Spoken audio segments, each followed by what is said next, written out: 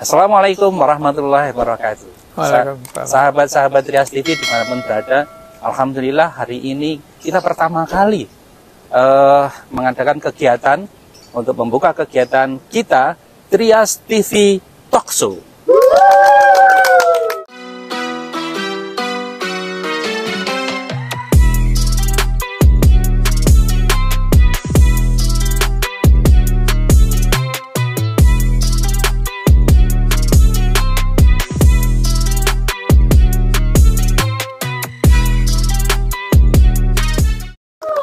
Hari ini momen yang pertama ini akan diisi oleh seorang tokoh yang luar biasa bagi kami, adalah guru kami. Beliau adalah Profesor Ahmad Shodiqi SH. Beliau selain sebagai punya pengalaman sampai sekarang pun sebenarnya sebagai akademisi. Selain itu, beliau adalah praktisi di dalam ketatanegaraan di Indonesia kita ini. Dulu tahun 2016 beliaunya pernah sebagai Komisi Konstitusi di DPR. Terus kemudian beliaunya juga di tahun 2008 ya Prof ya. Tahun 2008 sampai tahun 2013 beliau hakim di MK. Ini suatu pengalaman yang luar biasa, suatu pencapaian yang luar biasa buat kita semua.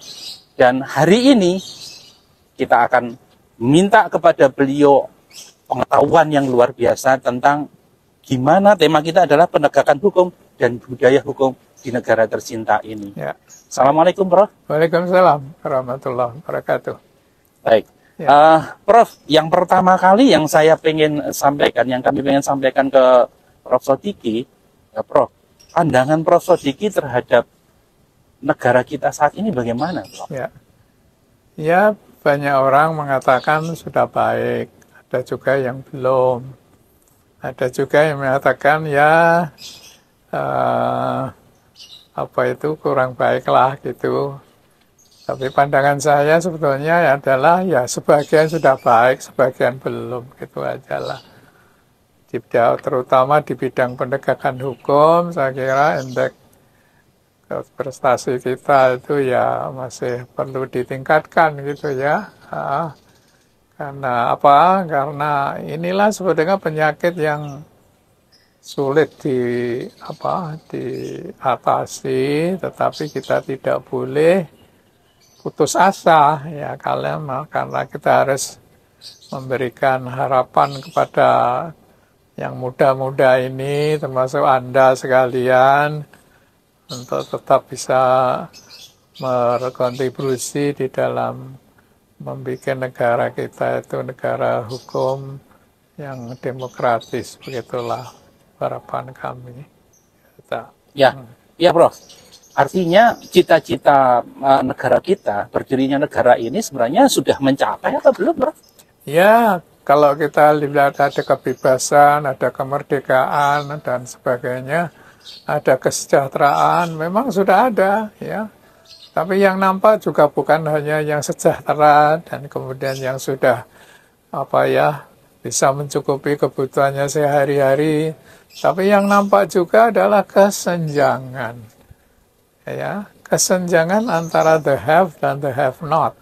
Mereka yang sudah punya dan mereka yang belum. Mereka inilah yang disebut dengan ketidakadilan sosial. Itu yang tampak saat sekarang itu ada di situ. Lihatlah, gampang saja lah lihatnya itu. Di kota-kota besar, gedung-gedung pencakar langit yang tinggi-tinggi itu ya. Tapi lihatlah, bukalah kan jendela dari gedung yang tinggi itu, di bawah itu rumah-rumah yang kumuh-kumuh. Banyak itu menunjukkan bahwa antara mereka yang sudah mapan dengan mereka yang seperti itu. Hampir setiap hari ada kebakaran. Bukan kebakaran gedung-gedung itu. Kebakaran rumah-rumah penduduk kecil yang kemudian sudah waktunya seperti begini masih kebakaran, sudah kebanjiran, sudah ngungsi di kebanjiran masih kebanjiran lagi. Itulah yang kelihatan, nampak kita harus bercare terhadap mereka itu ya. Sementara korupsi seperti katanya Pak Menko Polhukam itu, nengok ke atas korupsi, nengok ke kiri korupsi, nengok ke kanan korupsi. Ini keperhatian kita sebagai orang-orang, kalau katakanlah di bidang akademis, untuk tidak kehilangan nilai-nilai yang luhur bagi bangsa kita sendiri. Itu Siap, yang Bro. Kalau ada yang berita, bukan hanya berita yang sekarang itu beredar gitu ya, Bro. Zamannya Pak Harto itu korupsi sedikit, Bro. Sekarang itu korupsi kok hampir di semua lini gitu, Bro. Ya, sebenarnya lebih ke mana sih, Prof? Itu tergantung pada sistemnya juga, gitu loh. Di dalam sistem otoriter, ya, korupsi begitu itu sebetulnya masih ada juga. Tetapi kan itu banyak yang dilindungi juga, gitu loh. Artinya bisa jadi korupsinya satu arah saja gitu, Bro. Iya, jadi ini tidak berani menindak juga kalau yang di atas. Siapa yang berani menindak militer? Tidak ada yang berani menindak. Mereka ditodong kan gitu ya. Saya saja jadi dosen itu tidak gampang kalau zaman Orde Baru. Loh, jadi ketua Mabarot Sunan Giring ngopeni anak-anak yatim. Itu saja sudah dipanggil Koramil kok saya.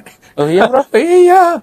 Loh ini gimana tahu? Saya itu kan menolong anak-anak yatim gara-gara anak TK itu pantai asuhan itu di bawah Nahdlatul Ulama. Nah, itu politisasinya ada di situ. Demokrasinya. Anda sekolah tinggi-tinggi ya jangan berharap bisa jadi bupati. Ya jadi bupati itu ya, Bro. Itu ada gitu. Tapi artinya, Bro, sekarang ini sudah ada pergeseran gitu, Bro. Ada. Cuman semakin kelihatan, bukan dulu nggak kelihatan sebenarnya, Prof ya.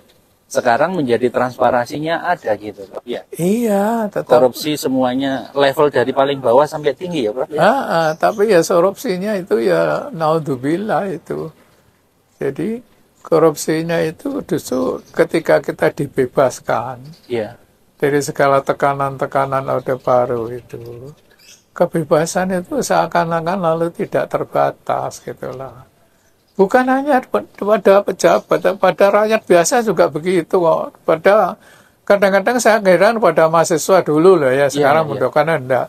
Jadi kok demo kok ngerusai lampu-lampu gitu ya. Iya, ngerusai lampu-lampu di jalan tuh, salah lampu di jalan tuh apa gitu loh. Sementara waktu bangun lampu aja minta ampun sulitnya. Padahal lampu itu juga hasil pajak kita untuk bisa kepentingan kita bersama. Kemudian ngebuangi laboratorium. Jadi kalau ada kelas antara mahasiswa dengan mahasiswa lain, lalu laboratorium ini dibuang, ini kayak pembodoh. Gimana? Ya bebas, tapi alatmu untuk bisa pinter itu jangan dibuang. Itu harus ada. Nah itulah sebetulnya. Prof, boleh nggak, Prof? Kalau saya bilang, dulu itu demokrasi sebenarnya iya, tapi demokrasi otoriter. Kalau sekarang, lebih demokrasi, bukan demokrasi Pancasila aja, Prof. Tapi demokrasinya lebih ke arah liberal mungkin, Bro. Liberal, betul. Liberal ya, Bro. Dan kemudian ketika liberal dan kemudian ditumpangi dengan ketidakjujuran seperti nyogok, nyuap, dan sebagainya, siapa yang bisa jadi pimpinan ya? Siapa sih yang mau nyalon dan dari bupati itu kalau tidak punya uang? Nggak ada. Siapa yang mau nyalonkan dari gubernur kan tidak punya uang? Tidak ada. Itu semua biaya-biaya begitu itu ratusan miliar juga itu terjadi. Jadi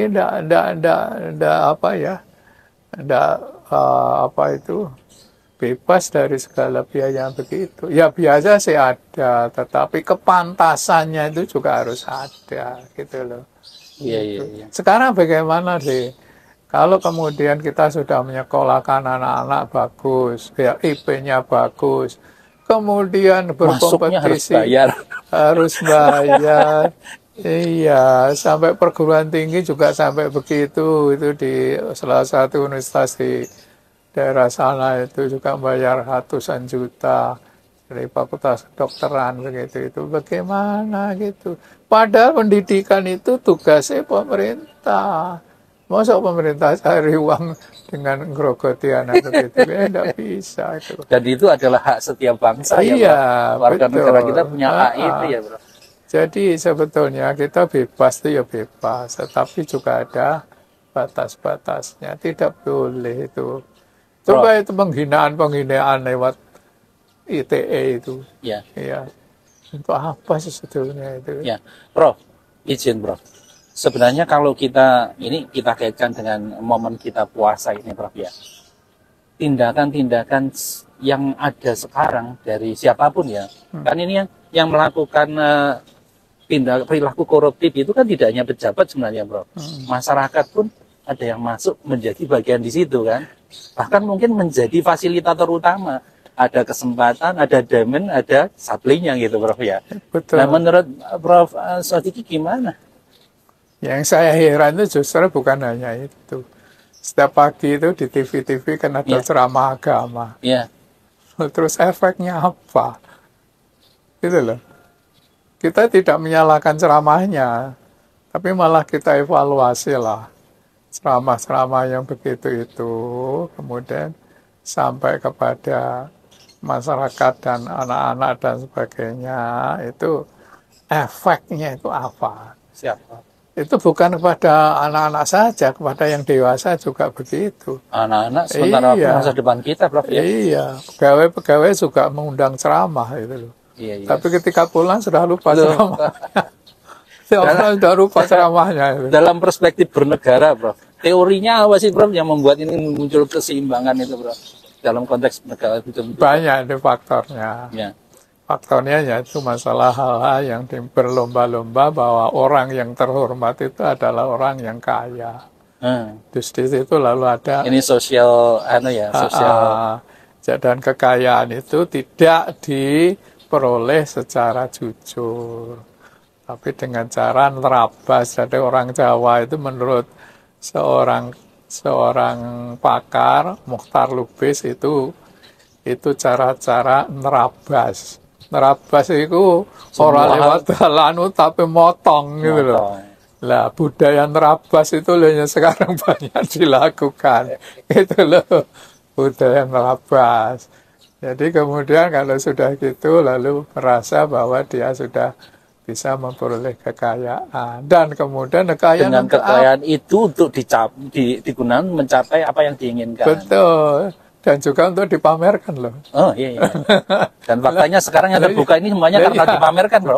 Betul gitu. Kalau nggak dipamerkan mungkin nggak juga ya. Ya itu aja. Untuk apa sebetulnya itu lalu disimpan di rumah. Uang bertumpuk-tumpuk, mereka kan mau menikmati sebetulnya, tapi sekarang menikmati tidak boleh. Jadi ternyata cobaan hidup yang 3 itu apa, Bro? Tahta, wanita, apa lagi, Bro? Iya, harta. Itu menjadi tantangan sendiri buat hidup kita ya. Begitu. Tapi itu mengapa harus dilarang ya? Ya, Mbak ya tahu diri, di kanan kiri itu masih banyak orang yang tidak bisa beli beras. Kanan kiri itu masih banyak orang yang tidak bisa beli lombok, tidak bisa beli tempe, kan gitu ta? Itu boleh nggak, Prof? Kalau saya kutip makna dari siam puasa, salah satunya itu juga gitu ya. Iya, saya kira juga melihat bahwa manusia diciptakan, sebetulnya Tuhan kan menciptakan semua manusia itu sama, tergantung ketakwaan. Ketakwaan itu apa? Kalau menurut Pak Alwi Shihab, ya, Pak Pokora Shihab, ketakwaan itu mendahulukan apa yang diperintahkan Gusti Allah. Apa itu? Ya itu tadi, kasih sayang kepada sesama. Itu loh, kemanusiaan. Makanya Gus Dur itu mengambil inti agama itu kemanusiaan. Jadi orang mentoloan gitu loh. Kalau Anda katakanlah keluar dari rumah, kemudian tahu ya, walaupun itu bagaimanapun efek dari suatu proses-proses teknologi. Ya, kalau kita melihat di jalan-jalan ada tukang becak lalu tiduran, tidak ada penumpang, sementara angkutan kota juga kosong, tersaingi oleh sepeda motor. Kita kan juga harus berpikir, mereka itu kan juga punya anak istri di rumah. Iya. Lalu apa yang bisa mengetuk hati Anda terhadap dia itu apa? Gitu loh. Apakah uang 5.000, apa uang 1.000, apakah beras sekilo yang punya di rumah dicangking. Itu bagian Dan dari care terhadap negara itu sebenarnya akan bagus ketika semua unsur negara terbangun empatinya itu ya, Bro. betul. Ya, Bro, oleh ya. ini sebenarnya diskusi yang menarik. Tapi kita punya keterbatasan juga, Bro. Ini pemeriksa sahabat-sahabat Trias TV ini kan juga nanti kita izin untuk minta diskusi lagi waktunya, Prof. Ya, Siddiqi, insya Allah lah. Nah, hari ini kejujuran itu ya, kita namkan. mungkin closingnya, Prof. Silahkan. Ya, saya sejak kuliah selalu berhadapan dengan mahasiswa. Bukan hanya transfer of knowledge. Ya. Saya kepada mahasiswa, jangan putus asa kalau Anda itu jujur. Ya. Karena banyak orang yang putus asa karena merasa kalau jujur tidak dapat apa-apa. Jangan. Ya. Jangan menghormati juga begitu. Kalau saya kuliah, kalau mereka bicara saya diam. Itu apa? Menghormati dia yang bicara. Kalau saya sedang bicara, tolong Anda diam. Berarti Anda menghormati saya. Nanti bicaranya ada sendiri. Itu pergaulan yang akan menenangkan semua pihak. Sekira gitu ya. Terima kasih, Prof. Sahabat-sahabat Trias TV dimanapun berada, harus kita perhatikan. Negara ini tanpa empati dari kita sendiri, itu nggak akan jadi menjadi negara yang kita harapkan. Ya. Negara yang kita harapkan adalah keadilan sosial bagi seluruh rakyat Indonesia.